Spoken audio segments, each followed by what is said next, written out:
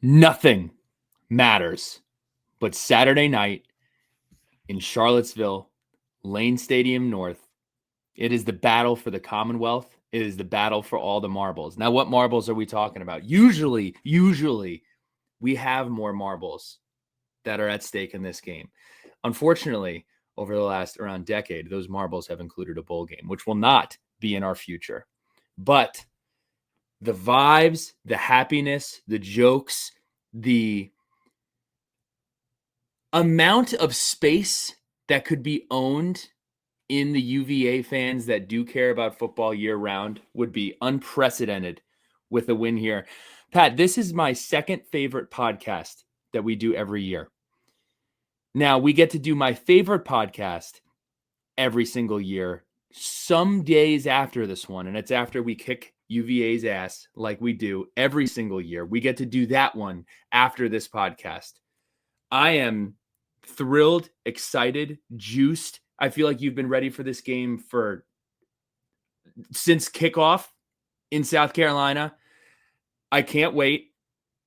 And I'm trying to stay grounded, but I feel like the amount that I want this one is higher than it normally is. And I can't really describe how much it would mean to win this one from the Virginia Tech side. Do you feel the same way, or is it the same hatred? It's the same, but it feels like we're playing for something, even though we're not really playing for anything. Correct. But the opportunity to strip your rival of an accomplishment is almost better than, hey, this is the bowl eligibility bowl. It would mean a lot to win this football game. And I think we have to go in with the expectations of, listen, no one's given us a chance. We've had a tough year. We're not making it happen on the field.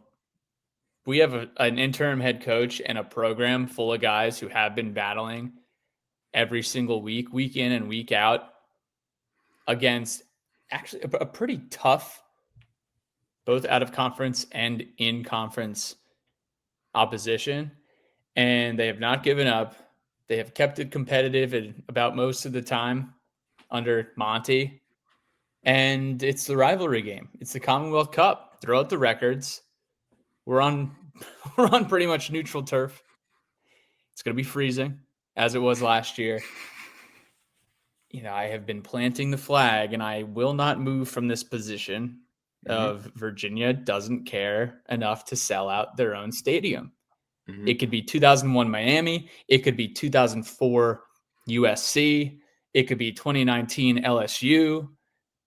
It doesn't matter. Virginia fans will not buy tickets to watch their team play football, no matter how good they are. Whether it's Bryce Perkins in 2019 and they still had 9,000 empty seats, according to the attendance records. It felt like a full stadium, I'll be honest with you guys. It did.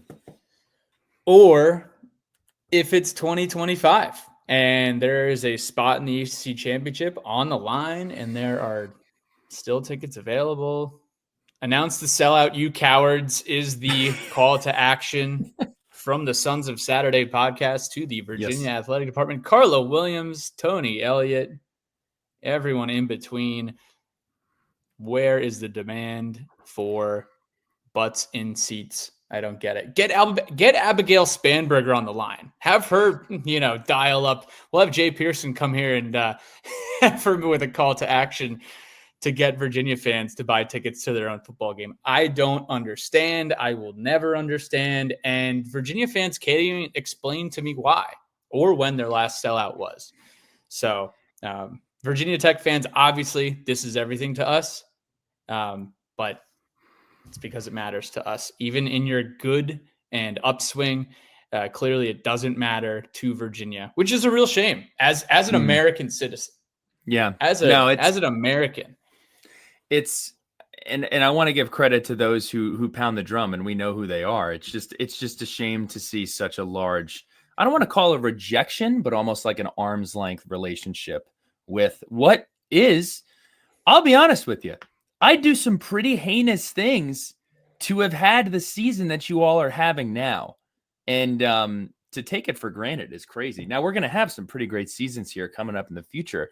And a big part of this game feels like if you're going to get us, you might want to get us right now. Now, I feel like we've said that for 10 years. The problem is you guys just haven't gotten us. So, I mean, for the exception of 2019, man, it's been a thrill. It's been a ton of fun. I do want to say before we get started, first of all, thank you to everybody who has chimed in, texted, emailed, tweeted, and checked out the Jay Pearson podcast. I think that one is going to be, it's a shower and it looks to be a grower. I would check it out if you're a UVA fan, a Virginia Tech fan, or a college football fan in general. We talked to Jay Pearson about the pursuit of James Franklin. We spoke for an hour. He was on the search committee. He's on the board of visitors.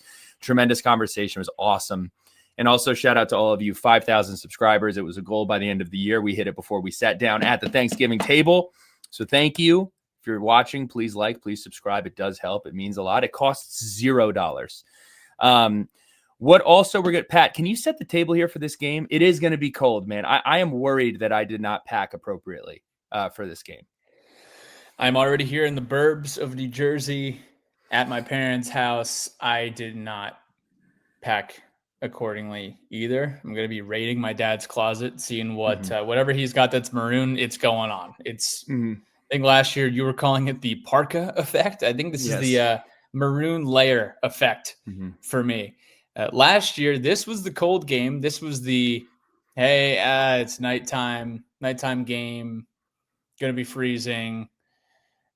What's going on with our football Is Coach program? Pry coming back? I mean, it was tough times, man. I was shocked on that first view that we saw of Lane Stadium. It was one of those moments where you're like, wow, I love my school, when you saw how many people were at that game. I believe it was a sellout. Shades of green in Manhattan in Gramercy, watched the game from there and was blown away by the turnout in Lane Stadium, packed house. We were picking up the pieces. We're like, all right, we're starting Pop Watson. Here goes nothing. And Pop did the bell to ass. It was awesome. Quite an evening. But I remember last year leading up to the football game, Doug Bowman was giving us the play-by-play of weather updates all week long. And I think it was like 29 degrees at game time. Right now, we're looking at a high of 42 for Saturday, a low of 22. That's going to be cold. It will be sunny for the tailgaters out there who are going to overflow the Fontaine lot. I know that Clark Ruland was talking about how the Fontaine lot now has construction, so it might be a little more challenging to get your parking spot at Fontaine. But to quote Basil, it is going to be a balmy 36 degrees at kickoff, and will only get colder from there. In Section 5, formerly Section 5, now 129 in Lane Stadium, we like to say high fives and hugs. This game is going to be hand warmers and hot chocolate in Lane North. Hand warmers, hot chocolate, and bourbon blankets is what it's going to be. And I am so excited for it. Look, 11.5 point dogs. Cannot remember the last time that was the case. I believe that somebody had put out that it hasn't been that way since maybe lines were illegal. I don't know. I can't. If you know the last time that Virginia Tech was a double-digit underdog in this football game, please put it in the comments. And if you're a Virginia Tech fan heading to this game, let us know, and let us know where you're coming from in the comments as well. Look, let's kick this off with saying something nice about UVA. I saw this prompt. It was thrown around a little bit, but let's say some nice things about UVA here. We'll start it that way. It's not going to be a lot, but I think it's cool. The history stuff, Charlottesville, a lot of history in Charlottesville, a lot of history in the state of Virginia. Hard to deny that the historical and Thomas Jefferson stuff has a little bit of this is cool. You know, I think every single person who grows up in public education in the United States of America learns about Thomas Jefferson and the impact on Virginia. And he was president. Objectively cool, Billy Ray. Yes. John Paul Jones Arena. Cool spot. Have concerts there. Personally have not been. Would love to get down there. for a basketball game.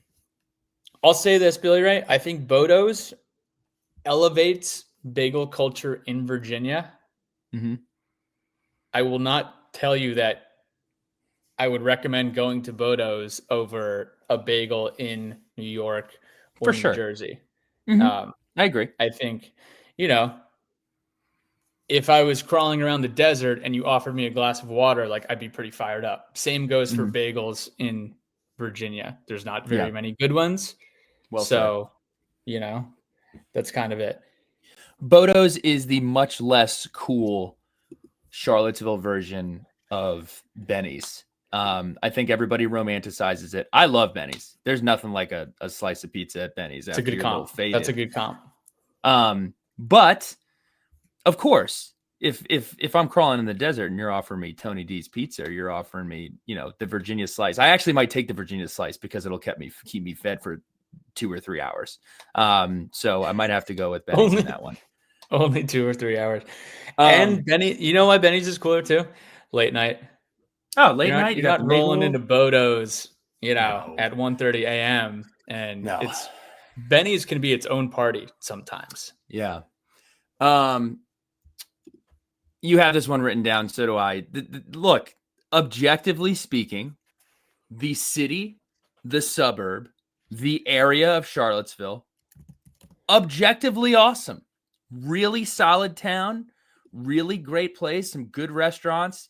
I think Virginia Tech could take some notes.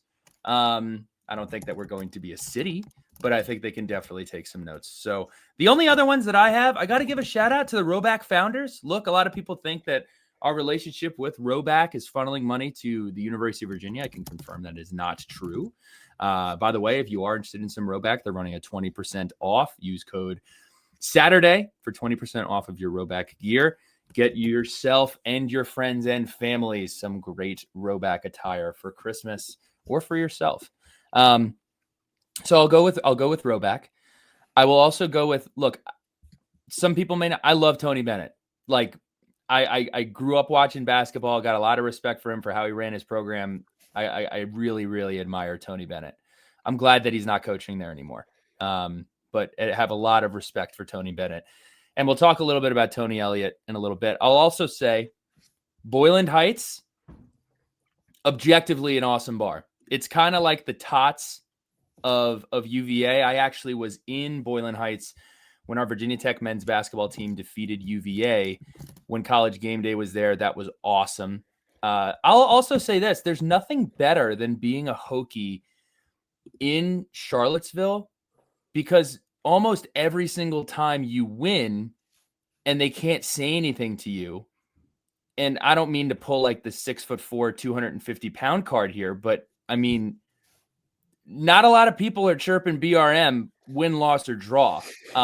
So I do enjoy that. But I'll say this from Virginia Tech standpoint, Virginia Tech, you got a bunch of blue collar folks, blue jeans and sweatshirts, baby. UVA, you got a bunch of guys wearing bow ties, and the toughest thing they do all year is they have, the fraternities do like a lube wrestling contest that they call boxing.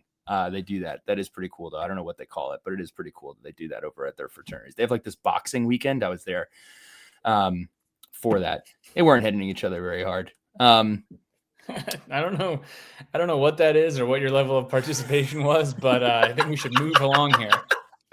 Some things that you cannot stand. Do you want to kick this off? I know your list is lengthy. I saw it today. Robert Irby referred to Virginia as the schedule merchants. They have like the 84th toughest strength of schedule, which is not hard, not tough. They avoided the gauntlet in the ACC this year. If the ACC had a gauntlet, these teams would be on the gauntlet. Miami, Southern Methodist, Pittsburgh, and Georgia Tech. Those are like the other 4 schools that are in the running for a seat at the table in Charlotte next Saturday. And then just for grins and giggles here, I also put Clemson in the mix. Yeah. Virginia and Clemson on a neutral field. I would have a hard time believing that Virginia would be favored in that football game, despite Clemson having a subpar mid football season. Their best win this year was Florida State, which, okay, like we lost to Florida State. Game respect game there. It was a top 10 Florida State team that went into Charlottesville on a Friday night, but double overtime against Florida State that might not make a bowl.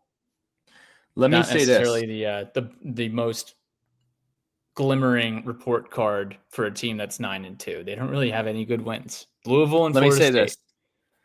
Let me say this. I feel like the Florida State game, I'm not giving UVA credit for breaking Florida State because I don't think that was the case, but I see a lot of parallels between what happened to Florida State following the UVA game and what happened to Penn State following the Oregon game.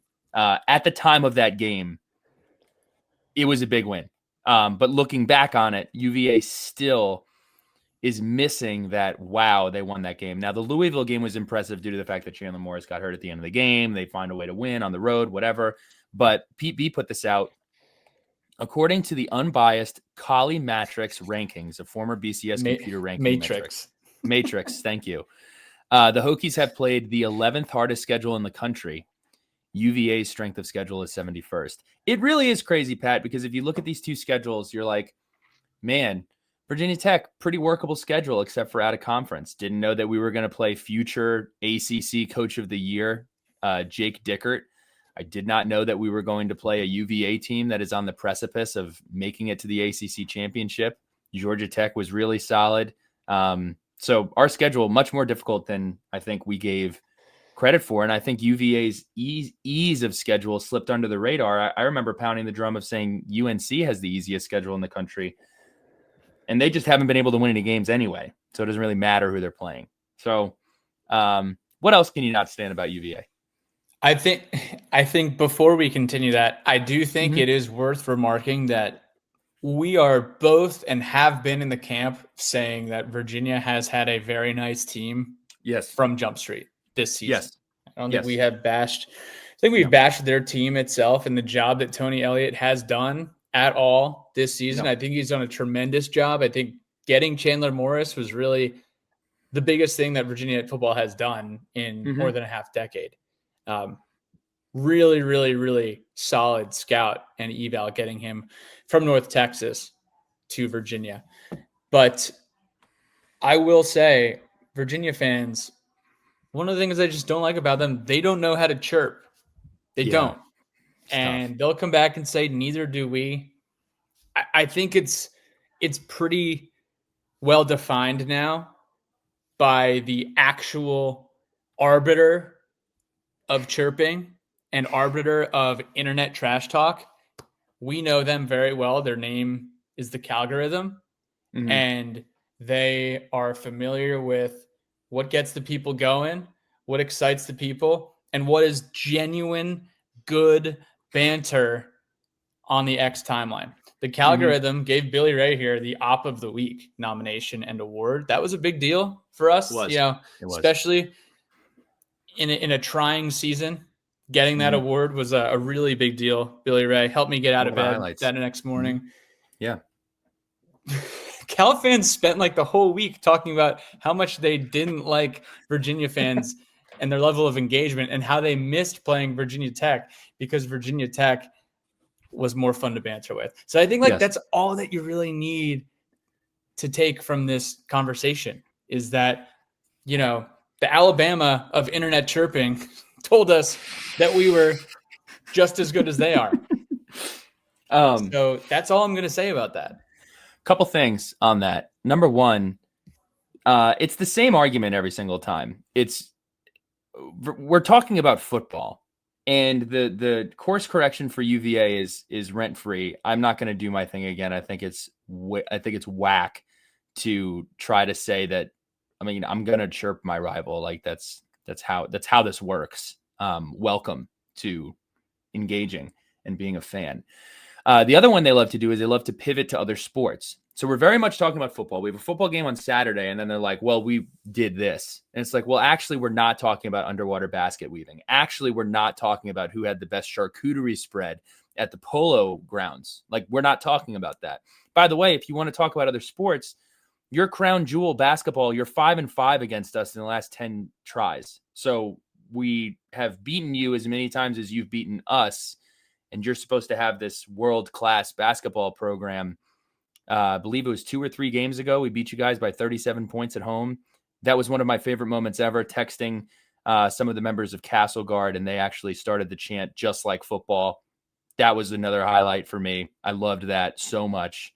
That will live in my Castle Guard lore forever. What about these sellouts, dude? Because I think we've done such a good job. We haven't chirped the team. I've said on multiple occasions, this UVA team, man, they got it. They know how to win. They're winning close games. Congratulations. Good job, Tony Elliott. But man, when was this last sellout? Did Grok get back to you? 2011 was the last sellout for a Virginia football game at Scott Stadium. It was the Virginia Tech game. It was highly contested. It was for the Coastal Division Championship. Virginia Tech won the game 38-0. And is this the game Virginia that they retired Chris Long's? Did they retire Chris Long's number this game? We wore the white uniforms, the Nike Pro Combats. Or is that another year?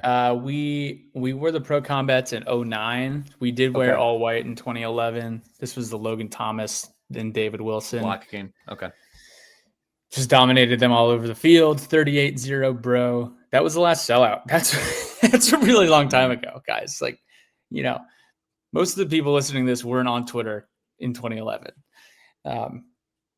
That's a long time. That's a really long time. So I don't know what it's going to take for the next one. I really don't. And it's just a bummer that you guys just don't care. Again, Virginia, a great state of history of this great country. Football, one of the best things about America. And somehow there's just nothing going on between a great state, university, and great American pastime. So I'm bummed for you guys. I really am. I'm bummed for a guy like Chris Long, who's as cool as they come, has to endure this every year. He's probably feeling good about this year, as most Hoos fans are, the few and the proud.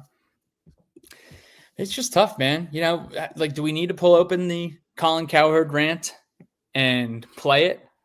Because that rant was from 2006, and here we are almost 20 years later, and word for word, it is still accurate today. The culture is the exact same. It's just tough, man. UVA 4-2 in 1-score games. It's pretty amazing. It's almost like the inverse. If we went 4-2 in 1-score games a couple of these seasons, we would have had some pretty awesome times. Again, we've prayed for times like this, and you're living them and not taking them for granted. So let's kick off this podcast. Hokie Haiku, Pete McGee, my guy, pucker up Wahoos. Your evergreen torment lurks. Nightmare in Whoville. Well done. Clay Best. Old rivals meet again. This is our 106th time, by the way, playing this game. Commonwealth Cup remembers. Maroon shadows blue. And then one from AJ. Virginia is good. Virginia Tech is not good. This is very rare. So compliments to Virginia from AJ. All right. One more compliment for Virginia on that point, and I promise this is the last time that I'll be nice. Schedule and everything aside, it's worth noting that CTE, what he has done is very impressive. CTE being Coach Tony Elliott. So first year, 3-7, second year, 3-9, third year, 5-7, fourth year, 9-2. It seemed like a make or break year for Tony Elliott. And that has a huge part to do with an anonymous donation that they received. And then they went to work in the transfer portal. They brought in 32 total transfers, which is really incredible. 120 starts across those 32 transfers. They had to replace 14 guys on both sides of the ball. So they had some work to do, and they did it. They have 19 guys on their roster in their 6th or 7th college season. And that is keeping 3 in their 7th year of college. Pretty impressive. That is a lot of losses to Virginia Tech, hoping to add to that total. As you just mentioned, 106th meeting between these two teams. This is a real statistic. UVA has only won this game 18 times since 1953. 1953 was the year that Dwight Eisenhower took office. For those of you at UVA, Dwight Eisenhower, he was the president of the United States. He gave a famous speech on D-Day, and he also built the highway connecting the West Coast with the East Coast. Shout out to Dwight Eisenhower. That is tough. Can we run through some Hokie history, dude? I'm fired up. I might chime in with some stuff here, but this is a masterful job by you. 2024, last year, this was the Pop Watson game. This was the Bashal Tootin game. This was the, oh my gosh, we're crushing them, even though we've been crushing ourselves all year long. Pick up the pieces, turn the page. We're going to make it over to 2025. We don't have to end it all this offseason. Oh my God. 2023, 55-17, arguably the peak of the Brent Pry era. You can make the argument that the Military Bowl versus Tulane was the peak, or this game. Kyron Drones was out of his mind. Stephen Gosnell, Bashal Tootin had the big-time kick return. Daquan Felton had a big catch and run touchdown. Like, everybody was eating this game. We were so back, dude. Across the board. And the uniforms looked good. We stormed the field. Where did that rank on your favorite trips to UVA? Top into two. A lot of them. Like, okay. Top two. I don't know. Let's run down this list and we'll give you the podium stats. 2023 was the funniest game, I think. This was remember Virginia turned the sprinklers on, or it was a timer. Yeah. When Tech was lighting cigars and celebrating on the field long after the game was over. 2022, Virginia Tech and Virginia did not play. This was the tragedy at Virginia that abruptly ended their season. And we were there for them in 2022 as Virginia and their community was there for Virginia Tech for the tragedy in 2007. But it was a long gap between games at Lane Stadium. Remember, we played them in 2020 during COVID, and then 2022 was supposed to be at Lane, but that game was canceled. So then last year was the first game at Lane Stadium since the 2018 game, or in front of fans, I should say, since 2018, which was a very long gap in between games in Lane. 2021, team ran wild. Tavion Robinson, Braxton Burmeister, Raheem Blackshear. They ran the Hokie special this night. That was fun too. They were on fire. This was the J.C. Prikes interim coach smoking that UVA pack the first time on the field. Never before have you seen a Bronco Mendenhall pass like this. Let's pass it to our left tackle, 330-pound guy behind the line of scrimmage, and let's see how he does. Let's give Robert Anaya a chance to get a first down when he's 10 yards behind the line. Pure genius by the Who's in a critical point of the game. 2021, very hard to beat the 2021 game as well. We rushed their field in 2021. So 2 consecutive trips to our friends up north rushing the field. 2020, crushed them, ordered our Commonwealth Cups after the game. Khalil Herbert. Was this this was the game, right? We ordered the Commonwealth Cups because it was during COVID. Dude, wow. Time I don't think flies. it was. I think it was the toot running up the I think it was 2023. Yeah, you're right. You're definitely right. Mm-hmm. All these wins kind of run together sometimes. Yeah. This was a big night from Khalil Herbert. This was the COVID game in front of pretty much no one in Lane Stadium. 2019.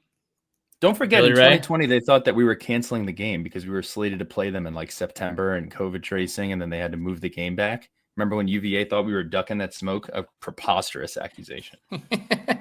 That game was played very late. It was played like December 17th. It was crazy. What an absolute Mickey Mouse season. 2019, Billy Ray, I know this was a great day for football, a bad day for Virginia Tech. Yes. They had the best player on the field. They had a great front seven. This was a hell of a football game. 30-39.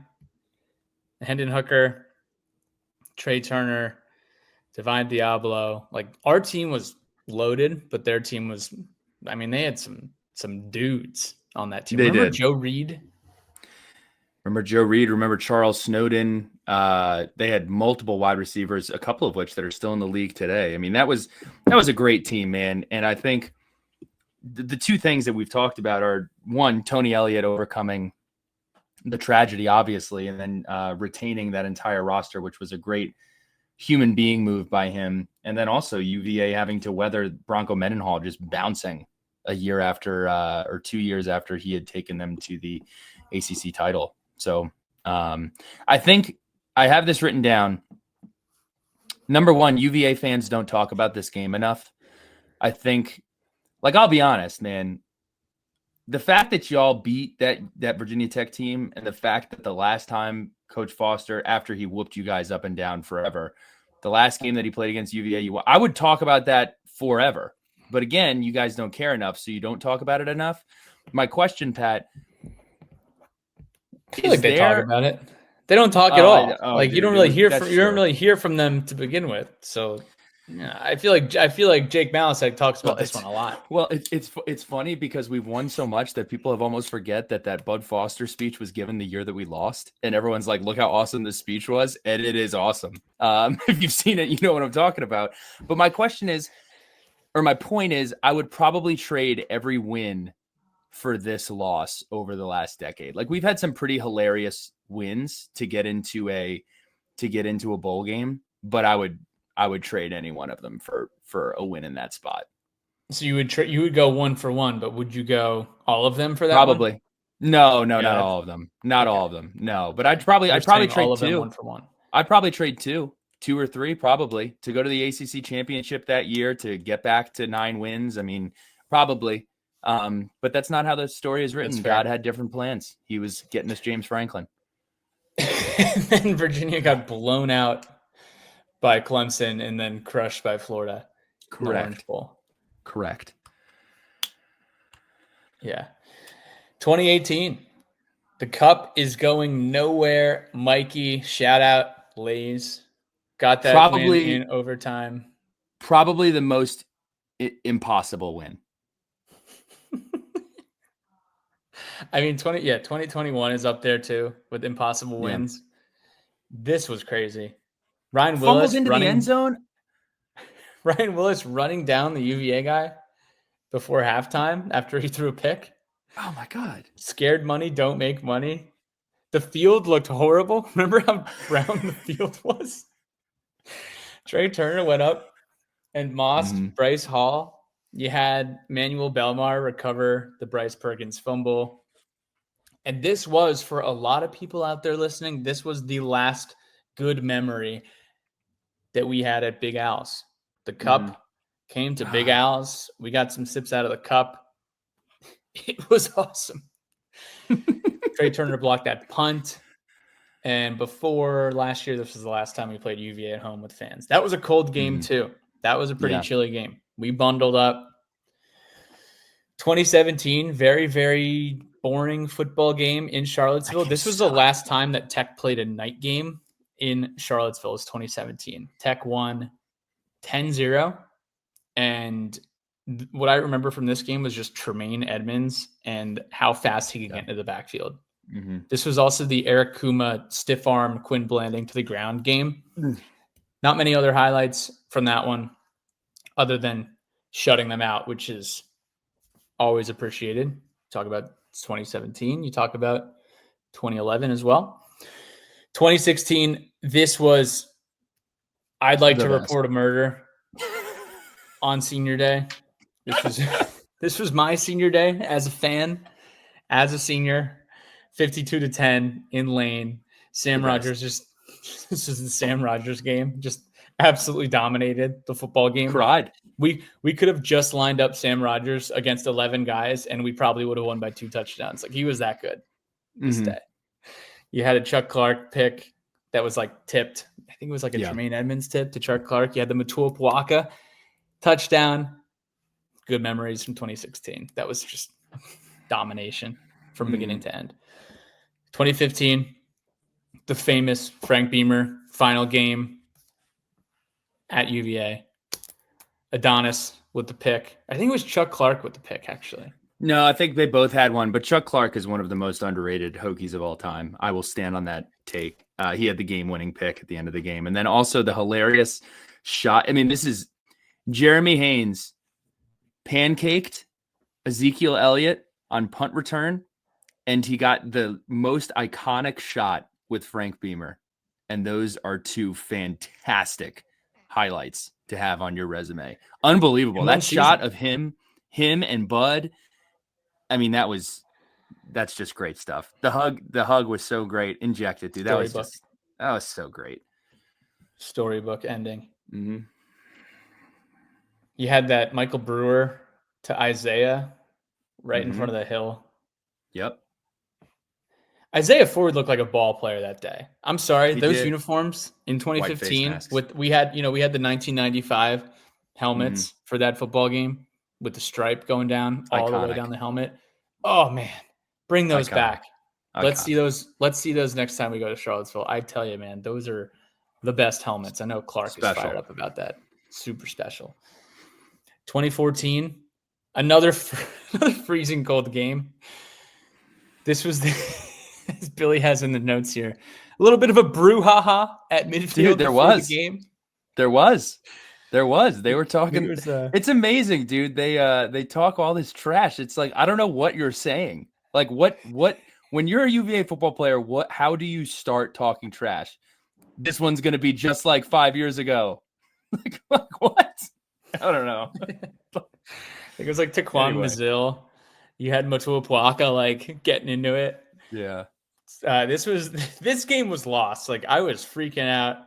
Grayson Lambert pretty much died on the field from a sandwich tackle from Kenny Canham and Daddy Nicholas. You had 2 touchdowns from Bucky Hodges. One was off to CJ Rivas, blocked kick.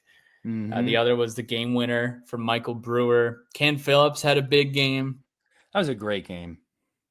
Wow. Yeah, I think that was a Friday night too. I remember having to get back to Black Spirit early for that one. That was the Tony Elliott, one of the not Tony Elliott, good gracious. Who was their head coach at this time? Mike London doesn't know how to take timeouts. It was like his 3rd time not knowing how to manage the clock. Unbelievable. Yeah, that was really tough. He had issues in 2012. He had issues in 2014. You know, this was I think like maybe Sandman was playing or something, and London's just like look so helpless, just looking around into space. The camera's like zoomed in on him. Oh man, got to feel for the guy. You know, Mike London's a good guy. Oh man, 2013 boring football game, defensive struggle. Trey Edmonds with the touchdown. I think our defense played very well this game. 16-6 win. This was my first game, my first time to a football game in Charlottesville freshman year. Good times. 2012, big time interception from Anton Exum. Big time kick from Cody Jernell to seal the football game. The worst uniforms we've ever worn in this rivalry. Like I mean, there's probably you could probably go back to the 80s and 90s and pick off some orange uniforms that like Starter made that were pretty tough. But this Foghorn, Leghorn, like what are we doing? You know, Foghorn, Leghorn. You know how he's got the funny voice with Elmer Fudd. Like it's just a despicable. This was a despicable uniform. Combo here. That was tough. Let's see. Let's run down the rest pretty quickly here. 2011 38-0, bro, for the Coastal Championship. Thank you, Logan Thomas. You destroyed these guys. 2010. Ran the ball very well in lane. I think these 2010 seniors dominated Virginia and some good Virginia teams. This is Tyrod. This is Davon Morgan. Like that whole group. They were having a ton of fun on the sideline that day. 2009, you had a Ryan Williams explosion. You had the pro combats, as we spoke about before. You had a big Danny Cole game. David Wilson even got in the mix at the end there. Probably the best uniforms we ever wore on the road in this rivalry, or rivaling the 2015 game. But those 2009 Pro Combats that we wore at Maryland and at Virginia, like, bring those back. They're awesome. 2008, all I think about is Bud Foster sprinting down the sideline with his clipboard hanging from his pocket, freaking out after another Jason World sack to end the game. I forget who their quarterback was. I remember Pernell Sturdivant and Dorian Porch, and defense was great this day. Tyrod ran for like a 73-yard run. Greg Boone, this was the wild turkey day. Greg Boone with the all maroons at home. That was a big one to clinch the Coastal. I always try to make sure we do a good job of talking about the wins and the losses. It's just there are no losses to highlight. It's always so much fun. The Coastal Championship in 2007, you had Chris Long. I think, did they retire his jersey when he was still a student? I think yes, he was in his uniform. That was this game. That was 2007. Well deserved, by the way. Sean Glennon and Tyrod Taylor took down the Who's. You had a nice little scuffle with Jameel Sewell and Chris Ellis. But this was like watching Tyrod as a freshman, seeing what he could do with the football, especially when he was on the run. It was so special. And we were like, oh my gosh, he gets up, he gets fired up, he goes over the sideline, he's doing this. And everyone's like, this guy has it. Whatever it is, this guy came into college at 17. He's like, he's a late August birthday guy. And here he is. We got 4 more years of this with this Tyrod guy. Tyrod Taylor never lost to Virginia. 2006, shutout ball. 3 shutouts in the last 20 years here. Eddie Royal, touchdown down the sideline. 17-0 win for Tech. Unfortunately, we didn't make the ACC championship there that year. We went to the Chick-fil-A Bowl. And the last one I have on the list, 1995. You probably guessed it. Hokies take down the number 13 Virginia Cavaliers in Charlottesville, 36-29. This was the Sugar Bowl play-in game. And they were saying that they had Sugar Bowl reps on the sideline for most of the game, and they were on UVA's sideline. And then all of a sudden, they went over to the Tech sideline. Come from behind victory down in Charlottesville.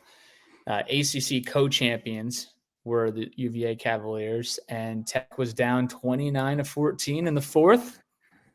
Druck threw a 10-yard touchdown to Jermaine Holmes to make it 29-20. And then you had the Jermaine Holmes touchdown, 32 yards to take a 30-29 lead. And then Antonio Banks sealed the deal, 65 yards to the house. UVA Stafford tries to trip him on the sidelines. How does that salt taste? This was the bowl eligibility bowl for a while. What years? 12, 14, 15, 18, 21, 2020. Bowl eligibility bowls, I think last year too, if I'm not mistaken. Yep. Maybe not for you. Oh, yes, for UVA. They won 5 games last year. That's the most comprehensive recap of the UVA Virginia. Well, I'm actually going to put that out as a video itself. We literally own you guys. It is so fun. We haven't even talked about the game. We've been doing this for 44 minutes. Let's do it. Real quick, know your foe, UVA grads, Abigail Spanberger, Red Bank, New Jersey to UVA. Shout out to the new governor-elect, Abigail Spanberger. I heard she was on the phone with James Franklin. We got Tina Fey, Ryan Zimmerman, Chris Long, Katie Couric, Edgar Allan, Poe, RFK, and Woodrow Wilson. It's a pretty solid list. It's up there with Stanford. It's up there with Cal. They just have seen a lot of losing football. Let's talk about the storylines. UVA is a win and in to the ACC championship and 1 win away from achieving 10 wins. They have won 10 games 1 time and 1 time only. That was in 1989. So that is what stands at the altar for UVA. Can they get this done? As it is concerned for Virginia Tech, Kyron Drones, you're 1-0 versus UVA. Pop Watson, you're 1-0 against UVA. Phil Montgomery, the rest of this team, for a lot of people, it's a disappointing season. For everybody, it's a disappointing season, but it will all be, this season will be remembered as the year that Virginia Tech knocks UVA out of the ACC championship. We will cast everything aside. There is a large portion of this fan base that is on to 2026. But if you win this game, icon forever, forget everything else, throw it all away. It is a 1-week season, and it's this week. And you want to be a legend? You want to be in Hokie lore forever? Win this game. If Kyron Drones gets the start, I don't think he will. But if he does, and you win this game, nobody's going to remember the rest of this season. Pop Watson, you get the start. Great opportunity for you to show Coach Franklin what skills you got. Everybody on this team, you got a great opportunity to show skills that you have as we're getting ready for this next season. So there's really, if you hide the records, it's two teams that really want to win this game, and there's a lot at stake for both teams in terms of legacy and everything else. So with that, 11.5-point dogs. Let's talk about the UVA offense. They are headed by Des Kitchens. He came over in 2022. He was a running back coach for the Atlanta Falcons. He also coached at Furman, where he was a standout wide receiver and specialist who was selected in the NFL draft to play for the Chiefs. He coached at Vanderbilt, and he coached at NC State as the offensive coordinator. Their statistics are pretty staggeringly good. 438 yards per game, that's 26th. 187 yards on the ground, that's 32nd. 240 in the air, that's 41st. 33.7 points per game, that's 26th. This is the one that jumps off the page, though. 49.2% on third down. That is 11th best in the country. That is tremendous. That is tremendous. And here's where I start to panic. Uh-oh. Yeah. These guys mean business. They can move the football. They are going to give our defense problems all day long. Sam Seifkes, I really hope that you are watching film on this offense, starting with this quarterback. His name is Chandler Morris. He is from Highland Park, Texas. He is at his 4th school and in his 6th year. He actually started his college career in 2020 at Oklahoma. That was, if we're reverting back to 2020, that was Spencer Rattler's standout redshirt freshman year, where he won a ton of awards and was nominated for a ton of other awards. He was like a freshman All-American. He was like a Davey or a Maxwell nominee. He had a great year. He threw for over 3,000 yards. TCU was Chandler Morris's next destination. Spent the next 3 years there, including the team that made the national championship. He's seen a lot of winning football. Chandler Morris was the backup to the legendary Max Duggan. If you remember Max Duggan, that guy rocked. That team rocked. Sonny Dykes crushed it in the portal and got a bunch of guys and went ahead and beat Michigan in the semis. And all of a sudden, hey, we're in the natty. And then, the Georgia game happened. But it was fun while it lasted. They had a nice little run there. Chandler Morris transferred to North Texas in 2024, threw for almost 4,000 yards and 31 touchdowns last Quite impressive. year. This guy can play football. I'm going to share a photo of what he looks like here from my notes, because I got to tell you, I mean, does it get more UVA looking than Chandler Morris? I know he's from like Texas, like probably I can't see anything. Dallas. You can't see it. Okay. Let's try another method. He definitely I guess you guys just don't want to see him. There he is. See him now? Unbelievable. So that is that's my grainy photo of Chandler. The funniest picture of him is the one where he has the grill on. Prone to being sacked 13 times, 51 carries for 223 yards, 4 touchdowns, 18 total touchdowns, and 2,400 yards on the year. Battling through injury. He's definitely not 100%. I got to tip my cap to him, man. He's a ball player. Like, again, game respect game. Kid plays hard. Kid plays well. Tremendous scout by CTE. He's been really good for them this year. I got nothing but love for Chandler Morris. Dude can play football. Dude would love this guy on our team. Like, he is a good football player. 14 touchdowns, 7 interceptions, completing 66% of his passes. I still can't get over that 49% on third down stat that you shared earlier.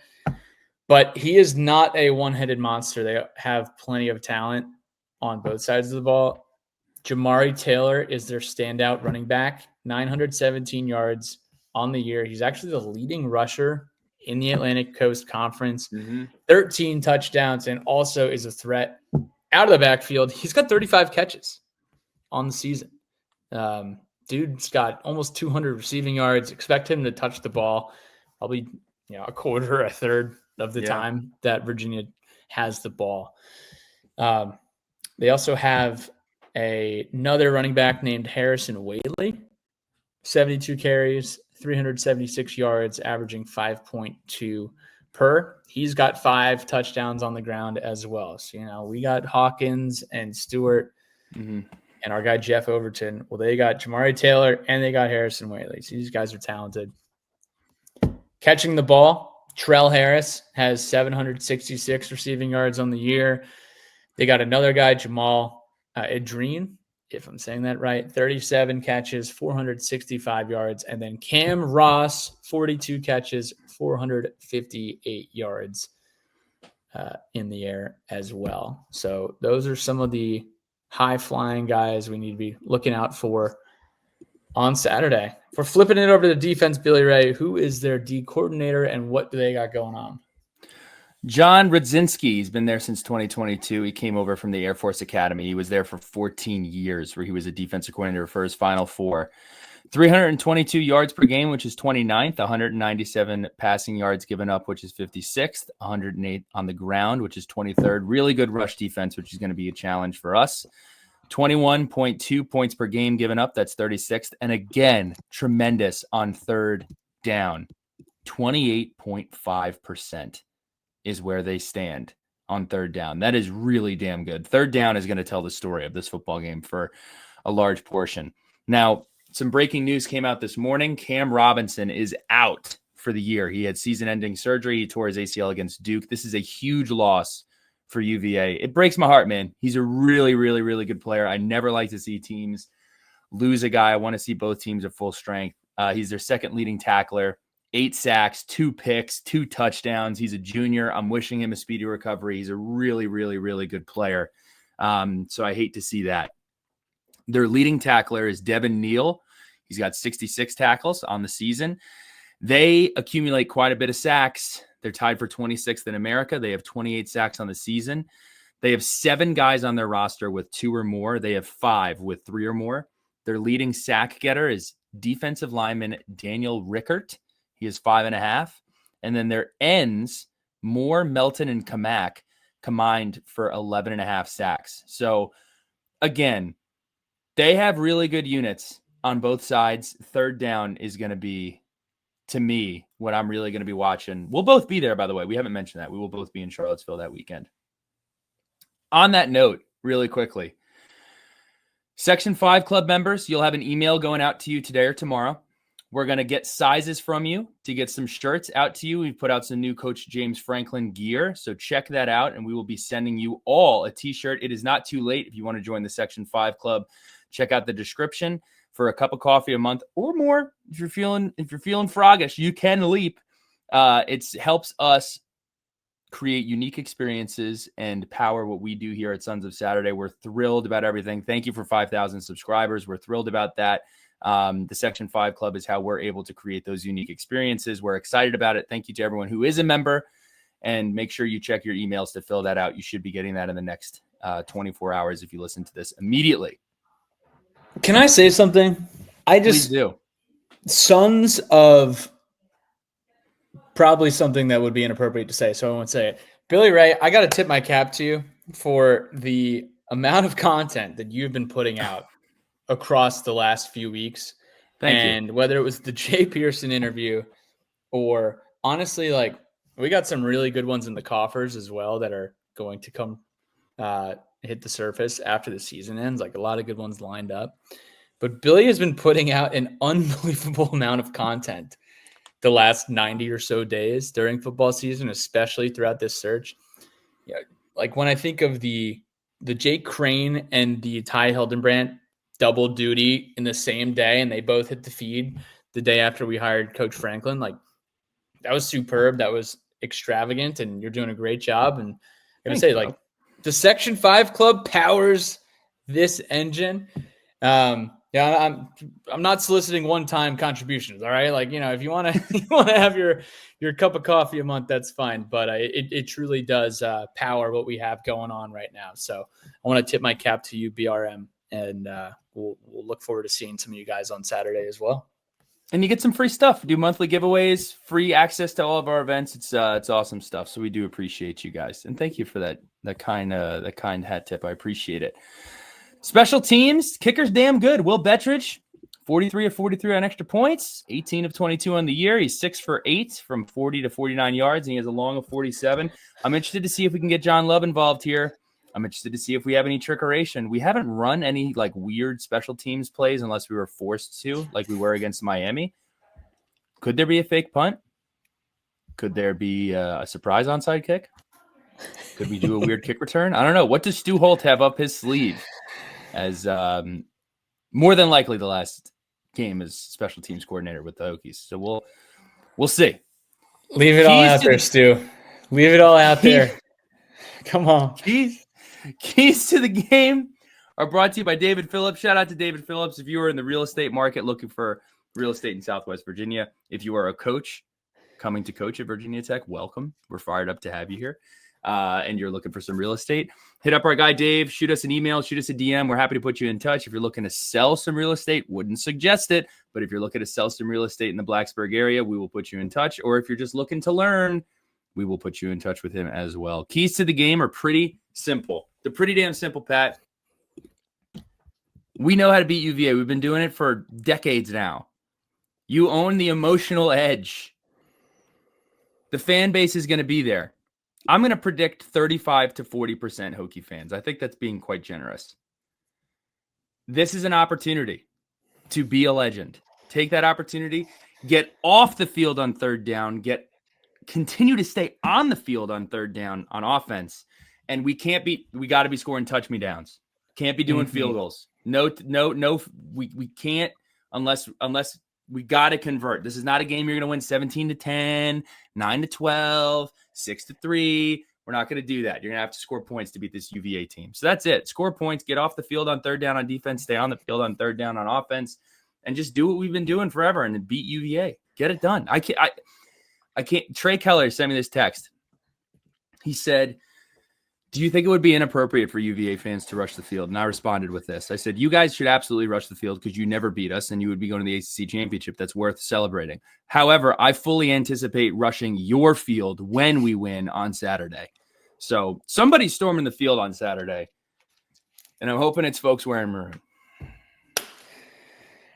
Emotional edge is all you needed to say.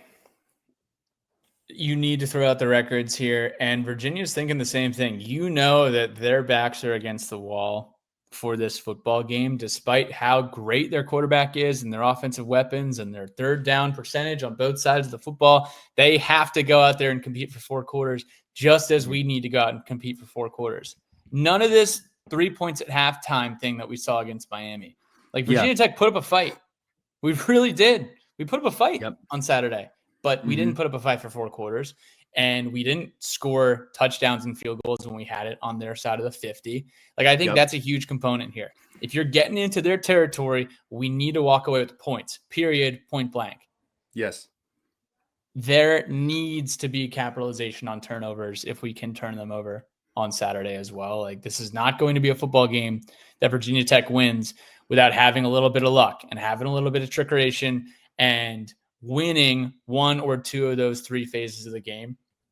So I'm with you, man. Like, this is a winnable football game. Nobody in that locker room at Virginia Tech doesn't think that they can't take care of business this Saturday. And this is it, man. You're playing for nothing. You are playing for nothing else than making an impact and keeping the cup. So, Nothing groundbreaking here, Billy Ray. Just play Virginia Tech football and let them play UVA football, and the results should take care of themselves. Let's just go right to score predictions. Grant, I appreciate you sending in the over-unders, but I can't not. I'm just on a vibe right now. I'm feeling out the game. I'm seeing it play out in my head. Virginia Tech's going to win this game 29-28. They're going to go for 2 once. Coach Montgomery is going to be crying after the game. I'm going to be crying after the game. And I'm going to go get hammered at Boylan's after. It's going to be awesome. Can't wait. It's going to be great. Cannot wait. Buy your tickets if you have not bought your tickets yet and you have maroon hanging in your closet. Mm-hmm. If you can get there, get there. If you're listening to this right now and you're like, Pat, I don't know, man, it's going to be cold. Correct. Sure, it is going to be cold. Correct. But what will be colder is those UVA tears rolling down the faces when we keep them out of the ACC championship. Tears stream. I would never want to be able to miss an opportunity to keep Virginia out and not witness it in person. Love going to this game. It's always fun. You get to make your rounds and see people that you hadn't seen all season in Charlottesville. I know it's a lot of family traditions for folks around Charlottesville, Richmond, Nova to go to this game every single year. Roanoke, I look forward to seeing you guys there, and I would not want to miss it. And there's no way I would pick him against Virginia Tech in this game. No way. There's one guarantee. This game will not be sold out. That's my guarantee. Wow. What happens on the field, I got no idea what's going to happen. At Virginia Tech, my prediction, 27-24. I look forward to hanging out with you, Billy Ray. It's going to be a fun weekend, and I will be hoping and praying it's going to be a really tough game, and I'm nervous as hell, but I'm sure as damn hell excited to watch it happen. Last thing, we did our best to orchestrate an event, and we're not mailing it in on that. What we're going to do is, if you are not, follow us on social media at Sons of Sat VT, right? Sons of Sat VT. Yeah. Is it Sons of Sat VT? Yeah, Sons of Sat VT. Turn on those Twitter notifications, and wherever we are drinking, we're going to let you know. We're going to try to get into Boylan's. We'll let you know where we're going after to celebrate. We'll meet on the 50-yard line, and then we'll figure out where we're going to go after the game. In all seriousness, I am really looking forward to it. I think it's going to be a lot of fun. If you made it to the end of this podcast, comment. The saber emoji is less than sign the Hokie emoji. Just comment that on the bottom. We didn't even give Cavman a hard time. I want to see some adventures of Cavman up on that Jumbotron. They are fun. I got to give them that. That's one thing that I like about UVA. They haven't won a lot of times. I put out this stat of how many times they've won since they've been doing it. I think they went like 1-5 when they were airing those. They may have gone winless, but it's going to be fun. Beat UVA. I will see you there, Patrick. Happy Thanksgiving, everybody. Safe travels this week. If you are traveling home, if you are traveling to see family and friends, we have a lot to be thankful for. And Hokie Nation, I'm thankful for you. Billy is thankful for you. We love you guys. We are excited to see you this weekend, and we're really excited for 2026. I ain't going to lie. Safe travels. Happy Thanksgiving. We'll see you guys in Charlottesville.